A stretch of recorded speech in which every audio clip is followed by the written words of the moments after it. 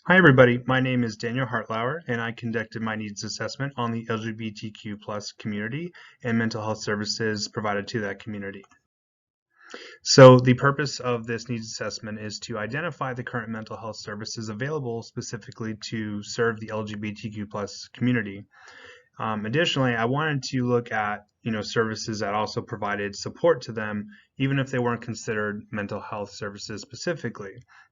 I wanted to look at the strengths and resiliency of this community. I wanted to look at some common diagnoses in this community, and I wanted to look at how services could be improved and better to serve the population that they're intended for. So collecting data for this, I was able to speak to 2 agencies in Maricopa County, and additionally I reached out to another 5. Uh, Primarily, information came from the websites of the other 5, but a large chunk also came from the CEO of the Gender Identity Center and the program manager at 1 in 10. So talking to the CEO of the Gender Identity Center, they came to Arizona looking for agencies that provided services to the LGBTQ and gender questioning community, but there wasn't a lot out here. And this is what led to starting the Gender Identity Center. The program manager at 1 in 10 informed me that they're more of a community support and that they let youth in the community know that they are cared for and they are supported and they provide a safe space for them. So some of the key results we found were that services provided in the community focus on having a safe space, having support. There is therapy available. There is support for trans persons and consultation services. What we did find was that there's not a lot of them. There is services, but there's not a ton of them. Additionally, some services that are lacking is there could be more support for homelessness in the community, and there is a need for more supervision specific to this population. So going to agencies and providing them with training so that they can better serve these communities. Additionally, we found that COVID has had a huge impact and has led to a lot of online fatigue. So too many services online, equal people aren't really wanting to sign on. They're not wanting to engage. You're really missing the human connection there. And one of the biggest strengths of the LGBTQ plus community is resiliency. So some common diagnoses in the community. I was surprised to find autism. I honestly didn't know that. Additionally, there's gender dysphoria, eating disorders, ADHD, depression, anxiety, and trauma. So these are all things that should be addressed in agency trainings as well. Some of the biggest barriers to services is that therapist turnover and lack of resources and funding.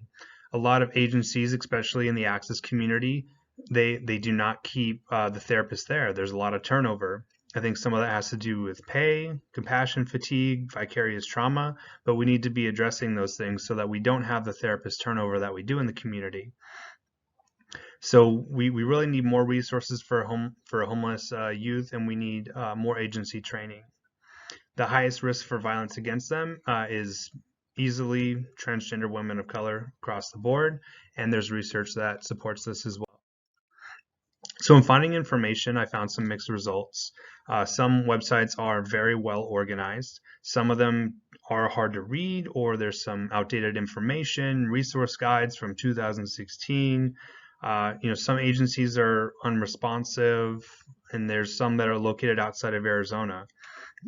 So it's really important to address some of these things across organizations and make sure that we're keeping our resources and websites up to date, answering questions on Google.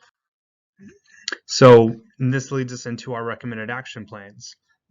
So we need to be, advocating for more funding in LGBTQ plus programs and pay for social workers. We need to keep those social workers at the agencies, building that rapport with their clients. There needs to be more resources and housing assistance for homeless youth in the LGBTQ plus. And like I was saying, websites do need to keep their websites up to date, make sure links aren't broken.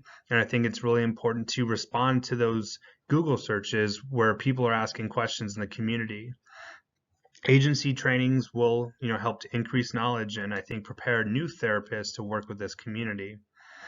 And lastly, I feel like there should be agency LGBTQ plus specialists or case managers who specialize in identifying LGBTQ plus needs.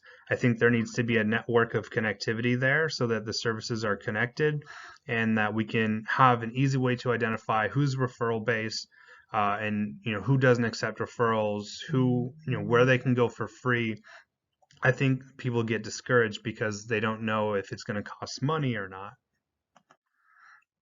So to share this information, I've obtained emails from the interviewed organizations, and I also pulled some emails from the websites that I got information from, and I'm sending this to them in the hopes that this is going to benefit the community. Additionally, I want to send this to Governor Ducey and hopefully bring some awareness to these problems and issues at hand.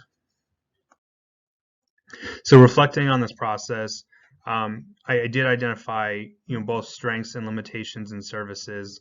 I was able to identify how accessible resources are, and I was able to identify who's volunteer based, who's open to the public, and who is you have to pay to get the services. Hindrances to progress were some services don't take insurance, particularly in the access community. I had some difficulty arranging Zoom meetings and answering phone calls.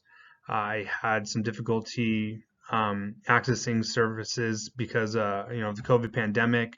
Some services have scaled back the services they provide significantly due to COVID.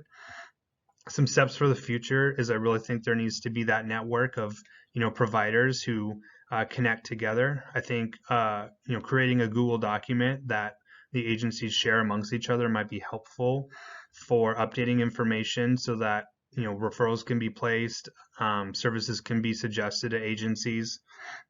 I feel like a monthly open house or like an open Zoom night would be really beneficial for the community, so they can come in, ask questions, see what services are right for them, see if it's something they can talk to their current case managers about getting referrals for.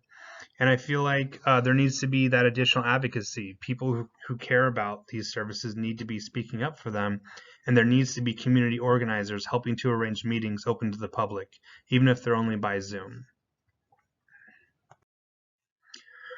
So what I also learned is that this is a community that cares for people.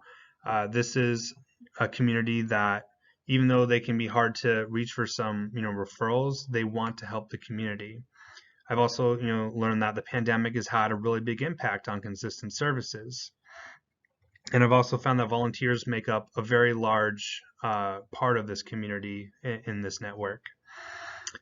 So there's a lot to be done, but there's a lot to hope for in the future. I'm hopeful that people in charge of answering community questions can be responsive. I'm hopeful that agencies will coordinate with each other, and I'm hopeful that agencies that aren't specifically meant for LGBTQ+ will seek out training and information to improve their services. So I really want to thank you for coming into my presentation for this needs assessment of the LGBTQ+ community. Here you'll find some resources in the community, including the ones that I was able to interview, and some additional organizations and what services they provide. Thank you very much, and have a great day. Thank you.